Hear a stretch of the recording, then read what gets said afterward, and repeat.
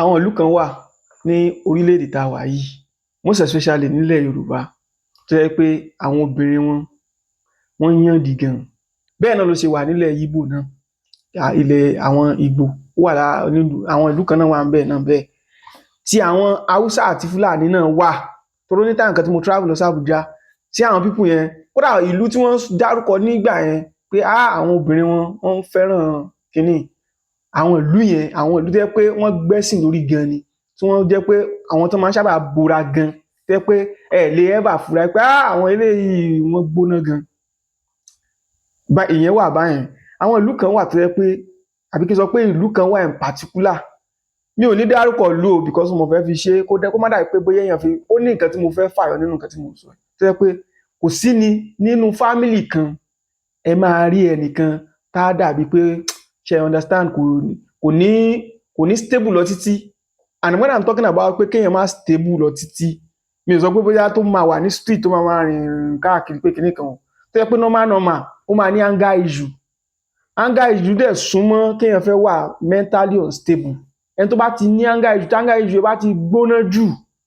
àwọn náà súnmọ́ pé kéèyàn wà mentally disorder, kéèyàn máa ṣe bákan ṣe understand. So ìlú kan wà báyẹn, lóríṣiríṣiríṣiríṣi báyẹn ni ó ṣe wà. So now kí ni point tí mo fẹ́ fàyọ nínú nǹkan tí mo sọ ni pé téèyàn bá fẹ́ marry, kéèyàn fẹ́ ọmọ ìlú èèyàn gangan, because there's this particular lady tí èmi àti ẹjọ́ rìn nígbà kan. Ìlú ti tèmi, ìwà wa fẹ́ jọra, kì í ṣe ọmọ ìlú kan náà ni wá o, ìlú wa ọ̀tọ̀ọ̀tọ̀ ni, but oníwà tá a ní kan tó yẹ pé ó papọ̀ díẹ̀. Kí dẹ̀ ni ìwà yẹn ni pé a ní agídí. Ìlú ti tèmi kò ní agídí tó ìlú ti tiẹ̀. So most time tá a bá jọjọ ní clash, tá a bá ní misunderstanding, tá a bá ń ṣagídí, mo rí pé agídí tèmi máa ń, bí mo ṣe tún jọ́kùnrin, ẹ̀wọ̀n kọ́kùnrin lágídí ju obìnrin lọ. Agídí tèmi, bóyá kí n sọ pé maturity level ti tèmi tún ti wá kún ju ti tiẹ̀ lọ ni o. Agídí tèmi ni pé tí má ti ṣagídí, tí má ti ṣe pé kinní kan, tí má ti rí pé gbogbo ẹ ti rí bákan, máa calm down kí gbogbo ẹ má bàa dojú rú tán yányán. But ẹni tó bá ti ṣagídí báyìí, kò sẹ́ni tó lè bẹ́ẹ̀, ó tún fi yẹn kún, tó yẹ pé tó bá ti bínú tán báyìí, ó ti bínú tán nìyẹn. Tó bá ti bínú tán báyìí, ó ti lọ nìyẹn. Ó ẹ̀ tiẹ̀ ní rí nítòsí dípò tó máa sọ pé fẹ́ bẹ́ẹ̀, kò ní gbé kọ́. Á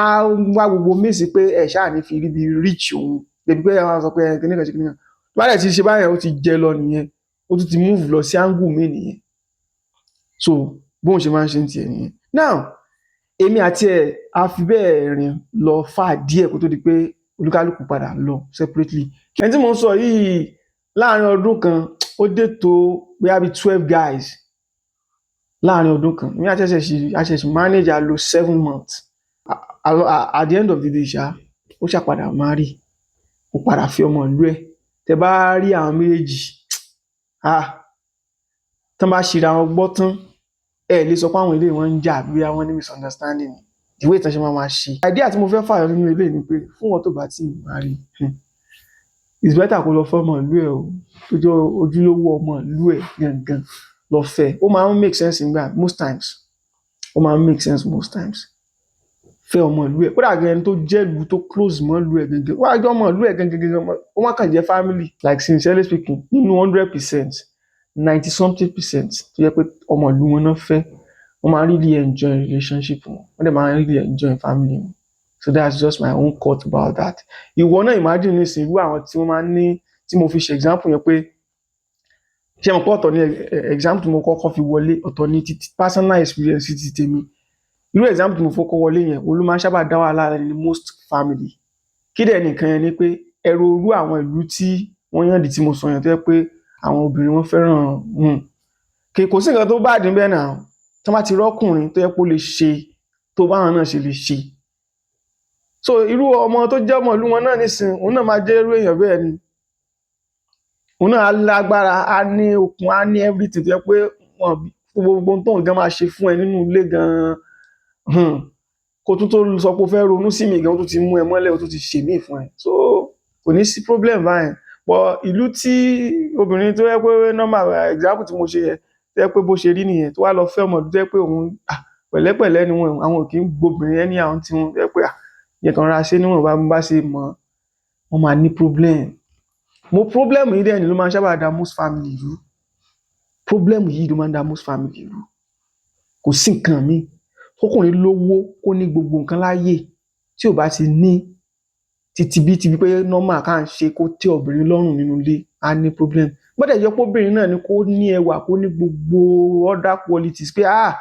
èmi ni mo dá tó báyìí káwọn ará àdúgbò mọ̀ sọ káwọn ará ilé mọ̀ sọ kí wọ́n ní ìyàwó rẹ̀ mọ̀ dáa gan o tó bá ti lè satisfy ọkọ rẹ̀ náà nínú ilé ní tibítibí náà wọ́n máa ní issue tí mo dẹ̀ ń sọ yìí ó ti dé a lot of family ó dẹ̀ ṣì ń dàrú so part of my own court a lot of things ló contribute sí o but ní pé ẹni tó bá fẹ́ kó try àti mọ̀